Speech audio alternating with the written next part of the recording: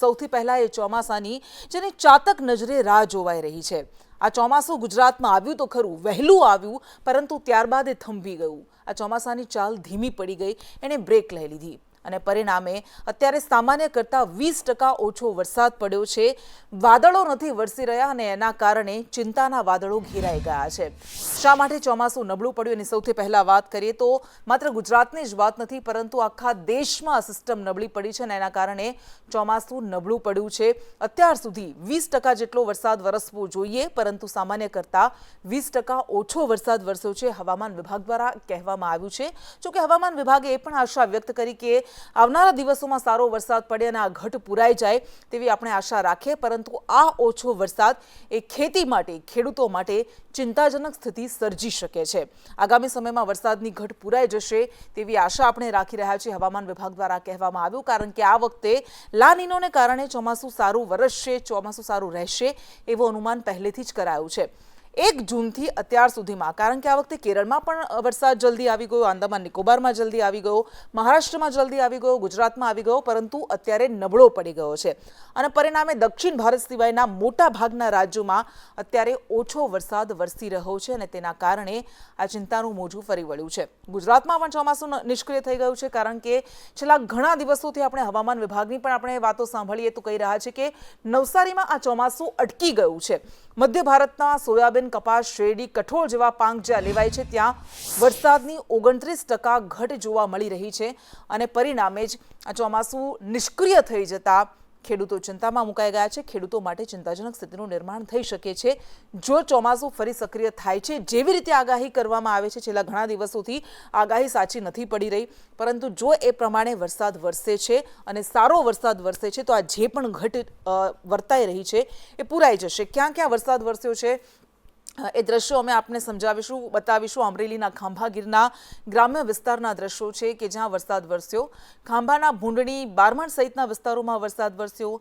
નાના બારમણ, ત્રાકુડા સહિતના વિસ્તારોમાં આજે વરસાદ વરસ્યો હતો અને ક્યાંક જળાશયોમાં સારા પાણી આવતા લોકોએ એ પણ મજા માણી હતી। અમરેલીના જ અલગ અલગ વિસ્તારોની આપણે વાત કરીએ, કારણ કે અમરેલીમાં સારો એવો વરસાદ વરસી રહ્યો છે। અમરેલી જિલ્લાના અનેક પંથકમાં, બાબરા હોય, ધારી હોય, લાઠી હોય, જ્યાં શહેર અને ગ્રામ્ય વિસ્તારોમાં વરસાદ વરસી રહ્યો છે। વડિયાના ગુજરી બજારમાં પણ વરસાદ આજે વરસ્યો હતો। એટલે અમરેલીમાં જે રીતે આગાહી કરાઈ હતી એ પ્રમાણે છેલ્લા 4 દિવસથી સતત વરસાદ વરસી રહ્યો છે। જો કે આ પણ છૂટો છવાયો વરસાદ છે, સાર્વત્રિક વરસાદ ન કહી શકાય, પરંતુ તેમ છતાં પણ વાવણી લાયક વરસાદ વરસી ગયો છે અમરેલીમાં અને એના કારણે ખેડૂતોમાં અત્યારે ખુશી છે। બાબરા શહેર અને ગ્રામ્ય વિસ્તારમાં વરસાદ, વડિયાના ગુજરી બજારમાં વરસાદ વરસ્યો છે, તો અમરેલીના અન્ય વિસ્તારોની પણ આપણે વાત કરીશું કે જ્યાં અત્યારે વરસાદ વરસી રહ્યો છે। ક્યાંક ધીમી ધારે વરસે છે તો ક્યાંક ભારે વરસાદ, ભારે ઝાપટું પણ એક ક્ષણે આવી જાય છે। આ વરસાદ વરસવાને કારણે રોડ રસ્તા પર પાણી પણ કેટલીક જગ્યાએ વહેતા થયા છે। અમરેલીના સાવરકુંડલા પંથકની આપણે વાત કરીએ, એ વિસ્તારની વાત કરીએ, અમરેલીના ગ્રામ્ય વિસ્તારોમાં ધોધમાર વરસાદ સતત 5મા દિવસે જોવા મળી રહ્યો છે। સાવરકુંડલા હોય કે ચક્કરગઢ હોય, જ્યાં ધોધમાર વરસાદ વરસ્યો, જેના કારણે કેટલીક જગ્યાએ તો વિઝિબિલિટીમાં પણ ઘટાડો હતો। વાહન ચાલકોએ ધોળા દિવસે લાઇટ ચાલુ કરવાની ફરજ પડી હતી। એટલે આ વરસાદી માહોલ અમરેલીમાં જોવા મળી રહ્યો છે। જોકે ચોમાસાની ચાલ ધીમી પડી છે, આખા ગુજરાતમાં એ દ્રશ્યો નથી જોવા મળી રહ્યા, આખા ગુજરાતમાં એ વરસાદી માહોલ નથી જામ્યો, પરંતુ અમરેલીમાં ચોક્કસપણે અત્યારે મેઘરાજાની મહેરબાની જોવા મળી રહી છે। જૂનાગઢની વાત કરીએ, સૌરાષ્ટ્રના જૂનાગઢના વિસાવદરમાં પણ ગ્રામ્ય પંથકમાં વરસાદ વરસી રહ્યો છે, જેના કારણે રસ્તા પર પાણી ફરી વળ્યા હતા, ક્યાંક વિઝિબિલિટી પણ ડાઉન થઈ ગઈ હતી। આ દ્રશ્યો જે અમે આપણે બતાવી રહ્યા છીએ, ઝરમર વરસાદ વિસાવદરમાં વરસી રહ્યો છે। વિસાવદરમાં પણ છેલ્લા 3 દિવસથી આવા દ્રશ્યો સામે આવી રહ્યા છે અને હજુ પણ અહીંયા વરસાદ સારો વરસશે તેવી આગાહી કરવામાં આવી છે। ધીમી ધારે વરસાદ શરૂ થયો હતો અને વાતાવરણમાં અચાનક પલટો આવ્યો હતો। ત્યારબાદ ગ્રામ્ય પંથકમાં વરસાદ વરસતા ગરમીમાંથી આંશિક રાહત મળી હતી। અને હવે વાત કરીએ દક્ષિણ ગુજરાતની, તો દક્ષિણ ગુજરાતના વલસાડમાં, ગુજરાતમાં ચોમાસું જે દ્વારેથી પ્રવેશે છે એ દક્ષિણનો દ્વાર હોય છે। ભારતમાં પણ ચોમાસું દક્ષિણના દ્વારે જ કેરળથી પ્રવેશતું હોય છે અને ગુજરાતમાં, દક્ષિણ ગુજરાતમાં વલસાડના ધરમપુરમાં ધોધમાર વરસાદ જોવા મળી રહ્યો છે। વલસાડમાં પણ છેલ્લા 3 દિવસથી વરસાદી માહોલ જામ્યો છે, જેના કારણે ધરમપુરના રસ્તા પર આજે પાણી ભરાઈ ગયા હતા। વાહન ચાલકોને ક્યાંક હાલાકીનો પણ સામનો કરવો પડ્યો, પરંતુ આટલા સમયથી ભયંકર ગરમીનો સામનો કર્યા બાદ જેની રાહ જોવાઈ રહી હતી એ મેઘરાજા આવી પહોંચતા રાહત છે। ધરમપુરમાં પ્રી મોન્સૂનની કામગીરી જોકે કાગળ પર જ નજરે પડી રહી છે, કારણ કે હજુ તો આ ચોમાસાની શરૂઆત પણ નથી થઈ તેવું કહી શકીએ, અને ત્યાં જ લોકોએ હાલાકીનો સામનો કરવો પડી રહ્યો છે। લોકોની હાલાકીના દ્રશ્યો સામે આવી રહ્યા છે।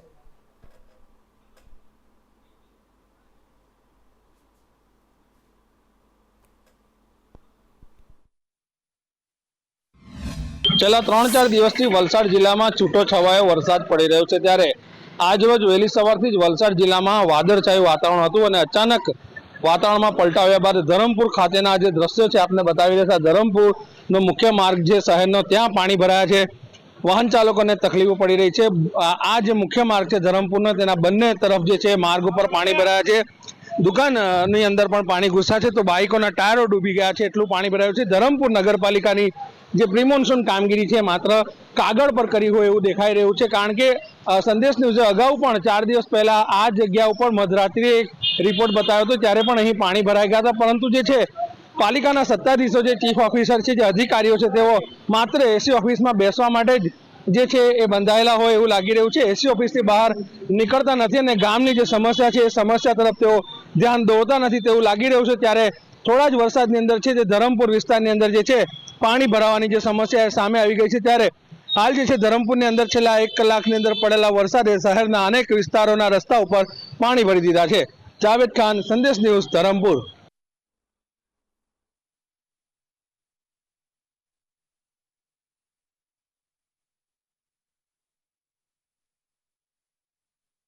અને મગરમચ્છો ફરી રહ્યા છે, અમારા આત્મા કકડી રહ્યા છે। આ કહી રહ્યા છે એ માતા પિતા, એ પરિવારો જેમના 23 દિવસ પહેલા માળા વિખેરાઈ ગયા હતા। કદાચ દુનિયા તો દોડતી થઈ ગઈ, પરંતુ એમના માટે સમય થંભી ગયો છે। પરંતુ આ મરતા બાળપણનો દેશ છે, આ મરતી યુવાનીનો દેશ છે।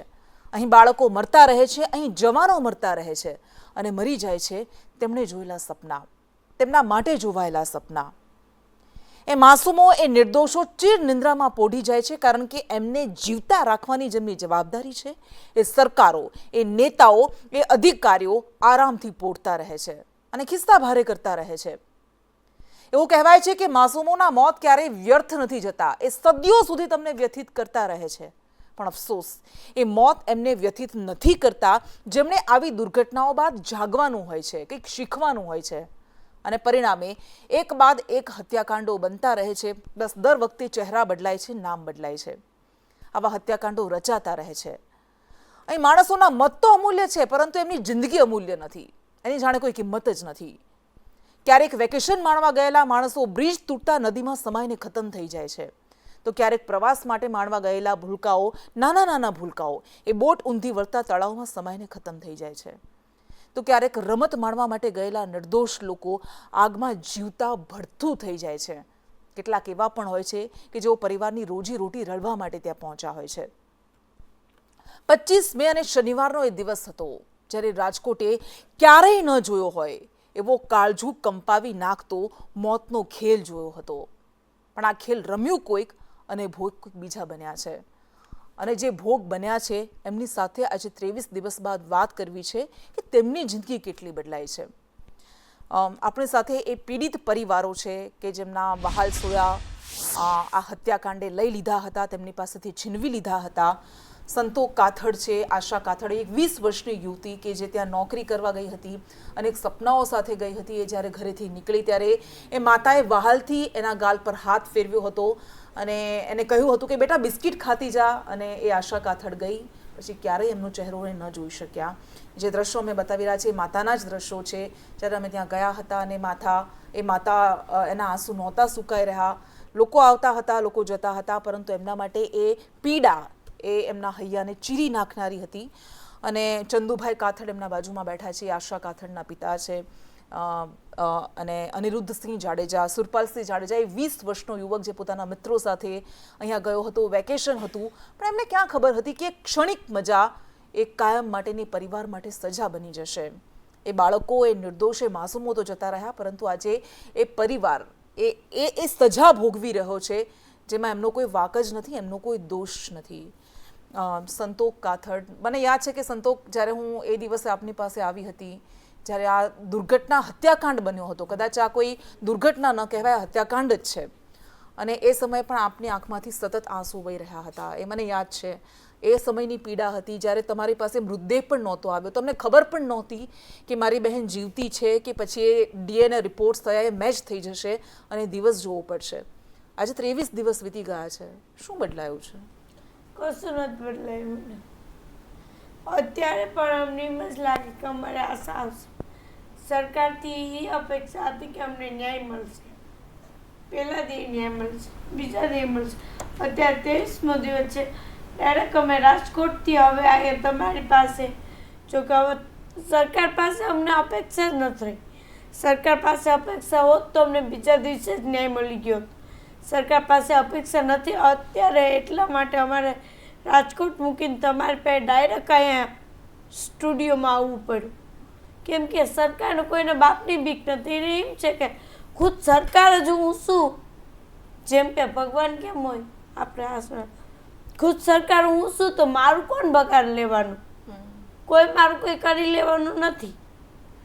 ત્યાં તો અમારા ગયા ને એને શું, ને અમે તો તમારી પાસે આશા લઈને આવ્યા. જોકે મારી બેન આશા તો હોય ગઈ, તો આવી શકે નહીં ને એની કલ્પના તો અમે જિંદગીભર ન ભૂલી શકીએ. કેમ કે એની સાથે જે વિતાવેલા પલ હું અહીં વ્યર્થ ન કરી શકું. કેમ કે આ તો જેને ગયું હોય એને ખબર પડે ને હજી અમે ભૂલી નથી શકાય ને. પણ સરકારને મોઢે તો શરમ નથી. જોકે સરકાર તો હોવી જ ન જોઈએ.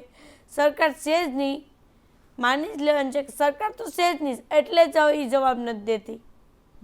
અમે તો તમારા લોકો પાસે આશા લઈને આવે કે તમારા માધ્યમથી હવે પબ્લિકને તમે જગાડો કે એ જાગૃત થાય. કેમ કે હવે પબ્લિક જાગૃત થાય ને તો જ. કેમ કે પબ્લિક સરકાર બનાવી શકે તો પબ્લિક છે એ જ સરકાર ઉતારી પણ શકે. તો આવી સરકાર જોઈએ જ નહીં. કેમ કે એની પાસે અમારા 3 પ્રશ્નોના જવાબ નથી. અમારા જે લોકો વયા ગયા, આખો એક જીવ ગુમાવી નાખ્યો, આખું જે કે શક્ય જ નથી કે અહીંયા આવી શકે એવો અમે વ્યક્તિ ગુમાવી દીધા. એને ખાલી ન્યાય દેવા માટે એની પાસે જવાબ નથી.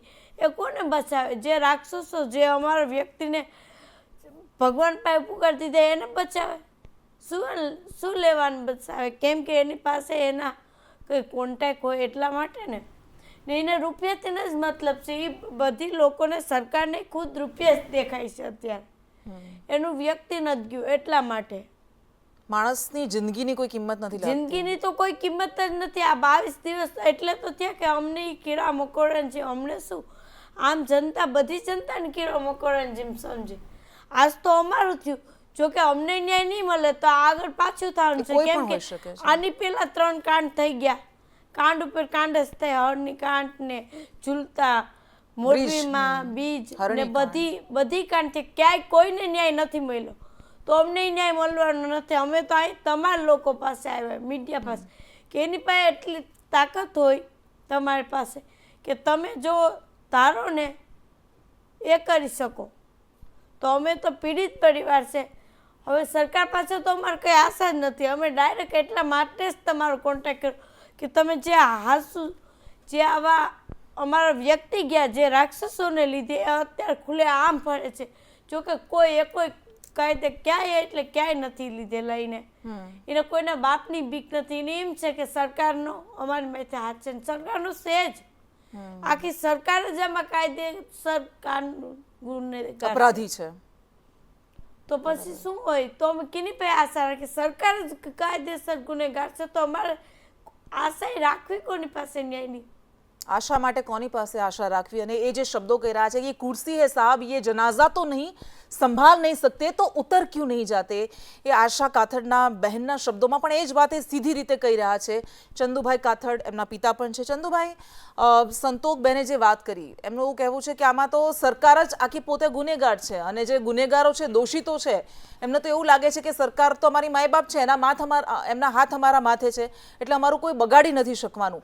તમને ન્યાયની અપેક્ષા કેટલી છે સૌથી પહેલા આપની પાસેથી એ જાણવું છે, કારણ કે 3 પહેલા જે હત્યાકાંડ બન્યા, નાના મોટા તો લગભગ દર થોડા દિવસે બનતા રહે છે, લોકો મરતા રહે છે, પરંતુ એ એવા હત્યાકાંડ હતા કે જેમાં ઘણા બધા બાળકોએ પોતાના જીવ ગુમાવ્યા હતા, યુવાનો મૃત્યુ પામ્યા હતા. તો એમાં જે કામગીરી થઈ છે અત્યાર સુધી, એ જોઈને તમને અત્યારે કેટલી આશા લાગે છે? અમને તો બેન આમાં કંઈ એવું દેખાતું નથી કે આ 22 દિવસ થયા તો કંઈક પણ રિઝલ્ટ આવે ને. તમારા જરીએ પણ આપણે ટીવીમાં જોઈએ કે ભાઈ આ થયું કે આ થયું, પણ એવું તો અમે ક્યાંય જોયું નથી કે આને કોઈ સજા થઈ કે આને કપડ્યા. બરાબર, જે રાજકોટના મેયર છે બરાબર, એ અત્યારે બહાર છે, આવો કાન થયો એટલે કે રાજકોટના મેયર એટલે એને જવું પડે ને ઘરે ઘરે, ભલે એ કાંઈ ન કરે ભાઈ એમ તો કહીને કે અમે તમારી સાથે છે, તમે હિંમત રાખો, આમાં જે કંઈ થયું એમાં જ્યાંય પણ તમારી જરૂર પડે મારી જરૂર પડે બેઠી છું. પણ અમને આ સરકારનો કોઈ પણ માણસ અટાણ લગીમાં મળવા ન થયો કે નથી અમને નહીં કે નથી અમને ફોન કર્યો.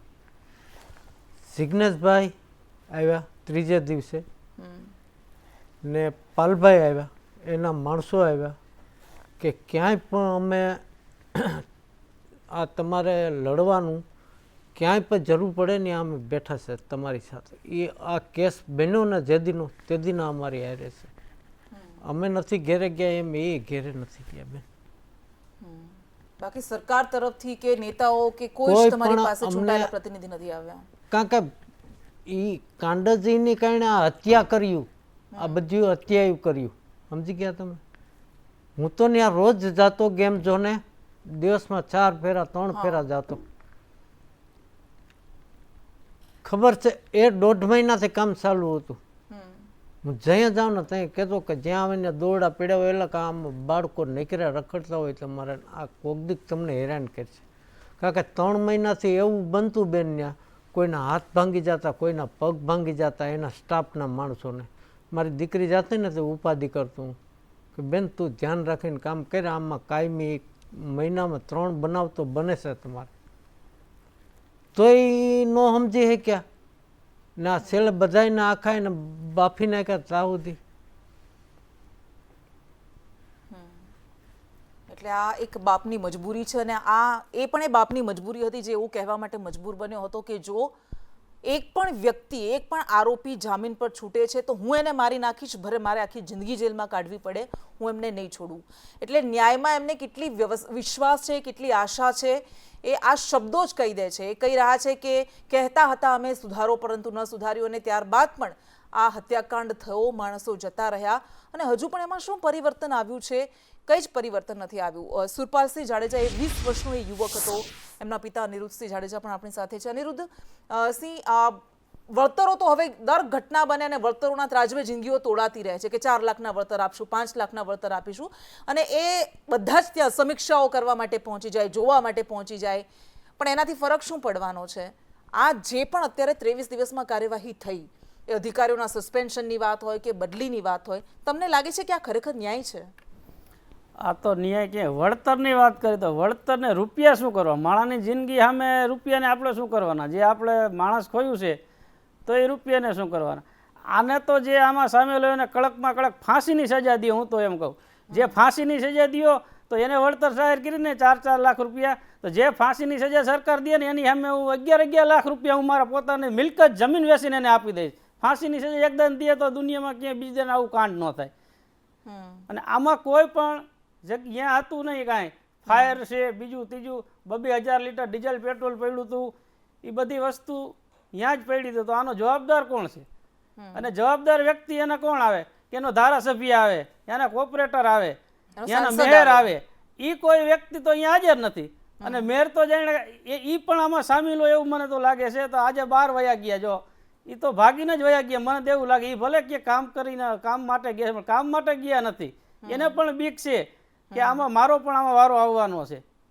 પણ તમને લાગે છે કે આવશે? કારણ કે નેતાઓ તો છટકી જાય છે, એ નાના નાના માછલાઓને પકડીને જેલમાં નાખે છે. મોરબીની વાત હોય કે હરણીની વાત હોય, પણ જે નેતાઓ, જે મગરમચ્છ છે, એ નેતા અધિકારીઓ જે મગરમચ્છ છે, તમને લાગે છે ક્યારે એમના કાટલા પકડાય છે? એમના કાટલા તો જ્યાં સુધી આ ભ્રષ્ટાચાર ચાલે છે ત્યાં લગી પકડવાની અમને એવી આશા નથી. કે આ કેટલા કાંડ થયા, સુભાષ ત્રિવેદીને મેક્યા મોરબી કાંડમાં મેક્યા હતા, હરણી કાંડમાં એને મેક્યા હતા, લઠ્ઠા કાંડમાં એને મેક્યા હતા, સુરત કાંડમાં મેક્યા હતા. કઈ જગ્યાએ એને આપને નિર્ણય આપીને આપ્યો તો એક પણ એ બતાવે કે આ એ માણસ અહીંયા જેલમાં છે, એ બધા તો બહાર ફરે છે. તો આજ એને કેમ એને એકને એક વ્યક્તિને તમે આપો છો, બીજા કોઈ સારા વ્યક્તિ નથી, ભલે ગમે એ પક્ષનો હોય એવા વ્યક્તિને આપો. કદાચ ખુદ મુખ્યમંત્રી હોય ને એનો કાંઠલો પકડીને કહી શકવો જોઈએ કે આજ તારો વાંક છે તો તને પણ જેલ હવાલે અમે કરવા તૈયાર છે, એવા વ્યક્તિને તમે સોંપો કેસ. અચ્છા અનિરુદ્ધસિંહ, એક 20 વર્ષનો દીકરો ઘરમાંથી જતો રહે તો એ માતા પિતા પર શું વીતતી હશે એ કલ્પના કરવી પણ કદાચ અમારા માટે અશક્ય છે, અમે ન સમજી શકીએ એ તમારી પીડા. પણ આ 23 દિવસ ગયા આ ઘટના બની એના પછી, કદાચ 2-3 દિવસ તો એમાં જ ગયા કે ક્યાંક એવા સમાચાર મળે કે મારો દીકરો ક્યાંકથી પાછો આવે. કારણ કે મેં જોઈતી એ જદ્દોજહદ કે જ્યારે મને ડેડ બોડી આપી દો, અમને મૃતદેહ આપી દો, એના માટે પણ લોકો કેવા વલખા મારતા હતા. એટલે 3 દિવસ તો કદાચ એ આશામાં જ ગયા હશે. પણ આ 23 દિવસ પછીના તમારી જિંદગી કેટલી બદલાઈ છે? અમને તો એ ભૂલાતું જ નથી. કદાચ ઘરે જાય ત્યાં છોકરા રોતા હોય, બૈરા રોતા હોય, હવે અમને તો એમ થાય ઘીરે જવું કે બહાર ને બહાર રહેવું એની પણ અમે કલ્પના નથી કરી શકતા. ઘરે જાય એટલે તરત યાદ આવે એ બાયું છોકરા રોતા હોય તો એ આ સરકારને શું ખબર, એને તો એમ છે કે ભલે આ ગયા એના ગયા છે, આપણે શું લેના દેના છે એની અરે. તો આજે અમારી ઉપર થયું તો કાલે બીજા ઉપર પણ આ થવાનું છે, કડક પગલાં નહીં લઈએ તો કાલે બીજા ઉપર પણ આ થવાનું જ છે ને. તો આ કડકમાં કડક આના પગલાં લઈએ અને આમાં જે પણ સંડોયેલા હોય એને કડકમાં કડક સજા કરે એવી અમારી માંગ છે.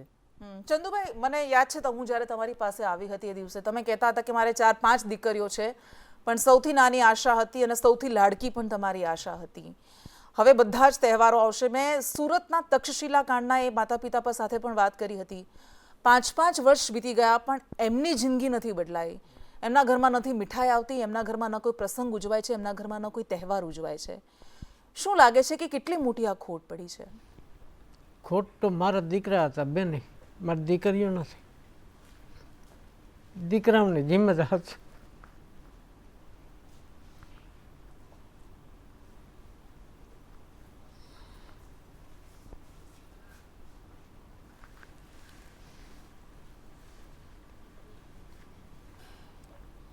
એ શબ્દો પણ નથી નીકળી રહ્યા. એ આ પિતાની વેદના છે, એમની પીડા છે અને હવે એમની જિંદગી ક્યારેય બદલાવાની નથી. કેટલી આશાઓ હતી આશા માટે તમને ચંદુભાઈ? બહુ આશા હતી બેન. શું સપના હતા એના? સપના તો એ કાયમી જોતી હતી પણ સપના બધા વેરાઈ ગયા. હવે શું, હવે તો એને ન્યાય મળે બસ. સંતોષ, 5 વર્ષ પહેલા જે તક્ષશિલા કાંડ થયો હતો એના માતા પિતા પણ એવું કહેતા હતા કે હવે ક્યારેય આવી ઘટના ન બનવી જોઈએ. અમારા બાળકો ગયા પણ બીજા કોઈના બાળકો આવા મોતે ન મરવા જોઈએ.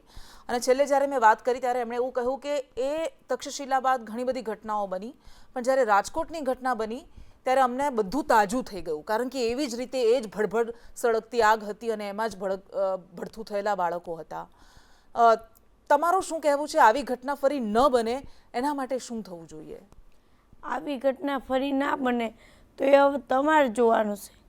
કેમ કે આવું પરિવાર બીજું હવે અહીંયા ન બેસીને આવું બોલવું જોઈએ કે અમારું વ્યક્તિ ગયું છે, અમને ન્યાય અપાવો. કેમ કે તમે બોલશો ને હવે એ ગુજરાત સરકારને તો તમે બાદ જ કરનાર. ગુજરાત સરકાર છે જ નહીં, એ જ માનો.